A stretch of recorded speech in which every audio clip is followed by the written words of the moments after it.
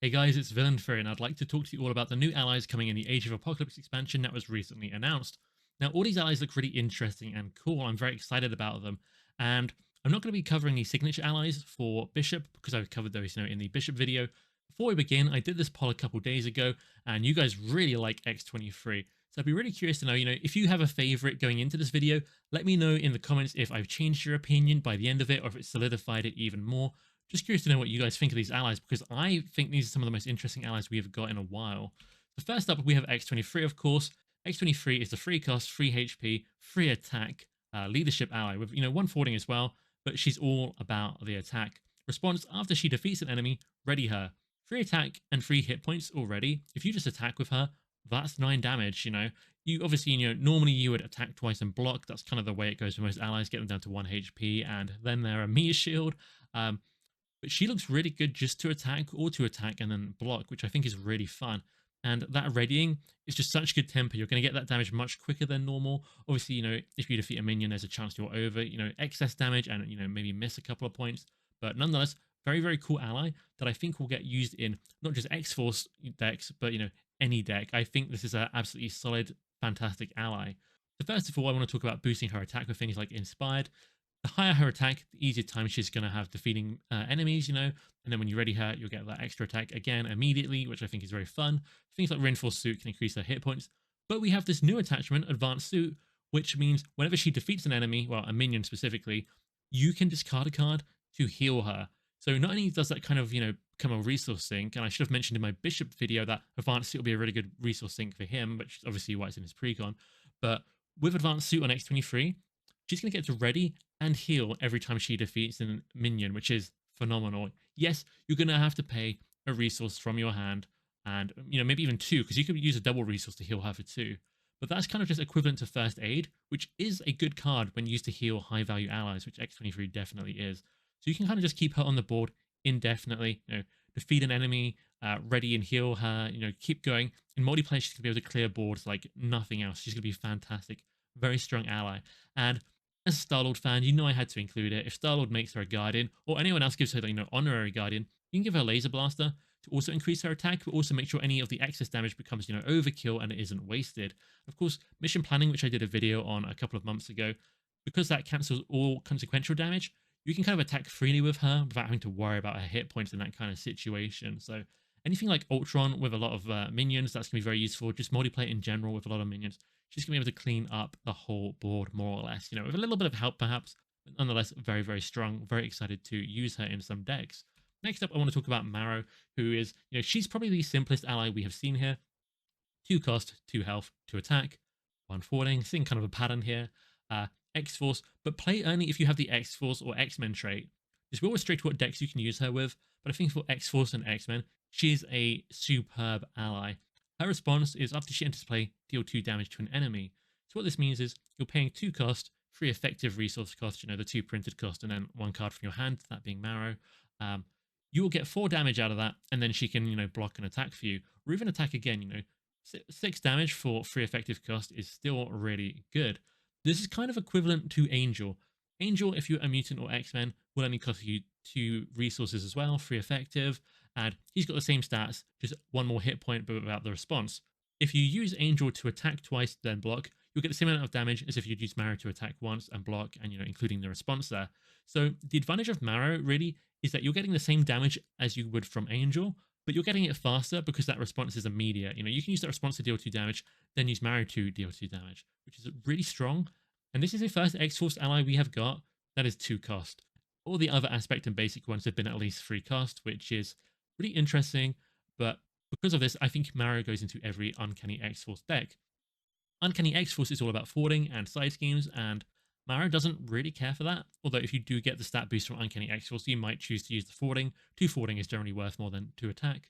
But still, what Marrow does is you can play her while you have Uncanny X-Force on the board, and because she has the X-Force trait, she's not going to turn off its, stat boosts and bonuses, whereas if I were to play, I don't know, the Ironheart ally, it would then mean Uncanny X-Force wasn't working because each of your characters has to have the X-Force trait. So Marrow, I think, goes in every X-Force deck just to be a cheap kind of ally in there, a block or, just something to use offensively. And I think that is really cool. And of course, she has the perfect value for Parrot in all of us. So Pretty strong ally, not the most exciting, but I think she's going to see a lot of use. Next up, we have Cable, who is really interesting, in all honesty. Four cost is quite intimidating. Four cost allies have to be, particularly good for their cost. And I think his potential is high, but you're going to have to work for it. I think you're going to need a solid supply of side schemes to keep drawing cards from him. If you're not drawing a card with each of his hit points, I don't necessarily know if he's worth that expensive cost. Because four cost for a 3 HP ally with 2 forwarding or double, consequential on the attack, I don't really think that's worth it. So you need that card draw. But if you can get that card draw, if you can heal him and keep getting that card draw, suddenly he's very valuable. Put Cable in a deck and go up against, Red Skull with all those side schemes, and you're going to be in for a good time. Put in all the player side schemes you can. Currently, a leadership deck could have three: one leadership, two basic, but we have another basic one on the way in X23's pack. Hopefully, we get another leadership one to round out two side schemes in every aspect. And I think, or even the multi-aspect heroes could take Cable, and then, Adam or, Spider-Woman could take a lot of player side schemes, and you can set him up that way for solo play. A lot of potential with him. Heal him up with things like Advanced Suit and First Aid again. Give him Uncanny X-Force, so he's forwarding even more, and then he doesn't need healing because he doesn't take consequential damage for forwarding a side scheme. And of course, with the Psionic trait, Cerebro and Scimitar are really interesting with him. He enables Cerebro to search your whole deck. Scimitar, when you play him, it will deal damage. Another target for Power of the Mind. So really interesting ally. I think Psylocke might like him a lot. Next up, we have Legion going into the X-Men allies, having looked at the X-Force first, which I should have said, but nonetheless, Legion is really cool. Interesting hairstyle. He's psionic as well, so again, he enables Cerebro, but being an X-Men, he can also be found by Cerebro, which is really fun. And again, he's probably an ally that you might cycle around a little bit more than Cable, who you kind of, I think, want to keep out for most of the game, if you can. So he will actually get to come out and maybe trigger Scimitar, maybe more than once if you're lucky, which is all very interesting. So how he works, he's a free cost ally, 3 hit points, sort of a theme there, but the forwarding and attack is only a 1, which is kind of weak. Now, where he gets really interesting is his response. After you use one of his stats, forward or attack, discard from the top of your deck. If you discard an energy, it's 2 damage. If it's a mental, it's 2 threat removal. And if it's physical, he gets healing. What's really interesting is these aren't effects that add on to his basic power. They're separate. So you can attack for 1, pop a tough, then if you get an energy, you can put the damage onto that enemy without worrying about the tough card anymore because you've already pinged that off. You can fort 1 from the main scheme and then you remove 2 threat from a side scheme, things like that. Now the problem is you don't know what he's going to discard unless you were one of a few characters. Spider-Woman, Star-Lord, obviously Domino, and Magic coming up can either look at or swap the top card of their deck to know what it is that way. So they're going to have some interesting use. Now, because Wild is actually not one of the resources, on this card, he might not be the best with Domino. I still think he has some uses, some decks, where you can just swap the, a normal resource on top of your deck for him. Still going to be good, but generally, if you have a lot of wilds in your deck, it's going to be bad news. Legion does not like wilds. However, there is a wild card called Domino in the leadership aspect who can swap the top card of your deck. So if you have Legion and Domino in a deck, there's potential where anyone can kind of know what they're discarding and kind of calculate around using Legion that way. I do kind of think if you boost up his hit points, and he's X-Men, so he's going to work really well with all the training upgrades, like attack training on the screen.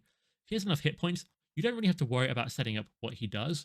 You can kind of just let him go, and probably before he hits, 0 hit points, he's going to hit a physical and heal himself back up. And, if you get threat removal, great. If you get damage, great. He's pretty good cost, especially as a basic ally, getting all those things going.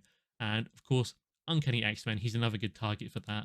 Leadership's X-Men allies are generally pretty bad outside of Beast and Pixie. They range between not so good to okay, which is honestly not that bad. But really, in Storm's leadership pack, which came with Uncanny X-Men, it felt like all the X-Men were a little bit weak because Uncanny X-Men was so strong. So getting a, kind of a normal full-strength X-Men character that can now work with Uncanny X-Men is super powerful for, everyone outside of Cyclops because he already, he had plenty of targets. But yeah, really big fan of Legion. I think he's really interesting, and there's so many good allies in this expansion already. I'm very excited. Next up, we have Tempest. And if you watched my live first impressions kind of thing, my review of the preview for Age of Apocalypse, I had some choice words to say about Tempest. I think, and maybe I'm paraphrasing, but I'm pretty sure I said, she sucks. But I'm going to walk that back a little bit, guys. I'm going to walk that back. I don't like her still. I actually dislike her, but she's kind of going to make it into some of my decks, maybe quite a few of my decks, and that's really kind of annoyed me. But let's talk about her. 2 cost, 2 hit points, that's what we come to expect. 1 for 1 attack, and she doesn't have a way to increase those. So if we were to ignore her interrupt, which we'll talk about in a second, she's about as bad as a 2-cost ally can be. However, 2-cost allies are extremely good. Now, you might see Star-Lord basic ally on the screen. Maybe they get a little bit worse, but we're going to talk about that in a second. So very low stats, but nonetheless, 2-cost allies are good because worst case, you can just, use them once and then block with them. So whatever their stats are, you're still getting a pretty cost-effective way to deal with an attack. However, she's play only if you have the X-Men trait, which I think is kind of interesting. And her interrupt is when the villain would scheme, discard Tempest, cancel that activation. Now, if that's where this, interrupt ended, I would say Tempest would be a really, really good card. Being a 2-cost X-Men, traded ally means she's a very cheap way to trigger Utopia, which every, aggression X-Men deck is, kind of going to like to some extent. It means she can stop Star Wars enemies, kind of like I mentioned, scheming, which is also going to help with things like the Infinity Gauntlet, and, it's going to be really interesting in that regard. However, if you're stopping them in scheming, it kind of implies the game is not ready to, be over yet. Maybe your alter ego, something like that. It just means you're probably going to have to deal with that encounter card to some extent. So what this means is she's 2 printed cost ally, 3 effective resources, and you're going to get basically 1 forwarding and either a block or she's going to block a scheme. If she blocks the scheme, you discard her, so you now cannot block the attack. Then you have the encounter card to deal with. If we look at Star-Lord, the hero, his ability says an encounter card is basically worth 3 resources. But maybe that's slightly generous because it's an ability that's meant to help him. Maybe not, maybe it's accurate. Most people take this as a pretty good guide for how much an encounter card is kind of worth, how much it should cost to deal with. Some are much easier and barely cost anything to deal with. Some encounter cards cause awful problems that can be very expensive and hard to solve. So it's not perfect. But if we look at it this way, she could be 6 effective resources to stop that villain scheming, which is almost never worth it, but it is worth it if you would lose the game. So single player, solo, if you're up against a villain that has a particularly low threat threshold, Tempest might actually be a really good play. If the villain isn't that difficult, if the villain is someone you can afford to, spend these resources for and still be fine, you can just put her out and have her save the day in case the villain ever, would scheme and complete the main scheme and you would lose from it. So she's a good emergency option. She's a good trigger for Utopia. She is a little bit better if, the Infinity Gauntlet is involved. But generally, unless she's threading me from Utopia, she's an extremely low priority play for me. Only if I had absolutely nothing better to do would I play her. But 2-cost, X-Men trait, actually pretty good for a lot of X-Men aggression decks. And then we have Goldballs, who I'm very excited to talk about. What a name, what a guy. So Goldballs is 3 cost, 3 hit points. We're seeing the pattern. This is kind of how a lot of allies are designed. Not all of them, but nonetheless, it's definitely, they're sticking to it quite rigidly in this expansion, it seems. 1 for 1 attack. We kind of have another take on Legion here, because he's going to discard from your deck, and that's going to influence a bit more of what he does here. But in some ways, he's very different, and he is very strong. So what happens is, he's got the X-Men trait as well, I should mention. But what happens is he's got that interrupt. When he attacks, discard up to 3 cards from the top of your deck. Then he gets +1 attack for each card you discard. What this means is if you choose to discard 3 cards every time you use him, he basically has a printed attack of 4. That is stupidly strong. That is crazy for a 3-cost ally with 3 hit points to me. To put that into perspective, if you attack with him 3 times with all of his hit points, he will deal 12 damage. That's 12 damage for a 3 printed cost, 4 effective resource card. That is way, way above what you would normally expect, especially from a non-hero card, from an aspect card. And you can increase this. If you heal him up with maybe, first aid or give him more health from, say, attack training, you'll get more uses out of him, 2 more uses. Attack training boosts his attack. If you play him, then immediately put attack training on him, you're going to get 5 uses out of him, where he's dealing 5 damage each time. That is 25 damage for 6 effective resources. Some people don't like to reduce the game to numbers, but, at the end of the day, it's a numbers game, around a theme. The numbers here, say Goldballs, is extremely strong. Discarding cards from your deck is kind of a downside. You could discard a really good card, something kind of essential to your character. So you might have to be careful on what character you use him, or maybe restrain yourself if you're looking for a really good upgrade, you haven't found yet. But in most cases, I'm absolutely using him. And he goes really well with White Fox and Digging Deep.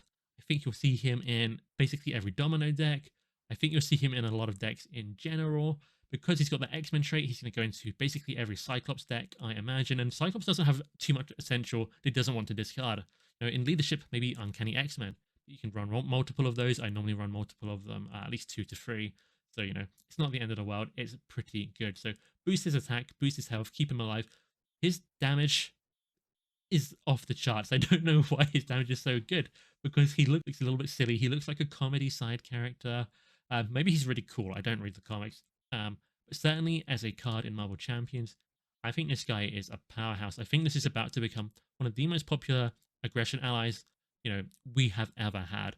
Now, Sunfire, Psylocke, we've had quite a few good ones with the X-Men trait already. I don't necessarily know if he's going to be more popular than them, but he's going to be in the same league, in my opinion. I think he looks phenomenal. So I'm really excited to use him. And yeah, that kind of brings us to the end of the video. This was the last ally we had to talk about. For me personally, I'm really torn between X23 and Goldballs. I think they look potentially, really fun, lots of combos, very strong. Legion, though, does look interesting to me. I am excited to use him.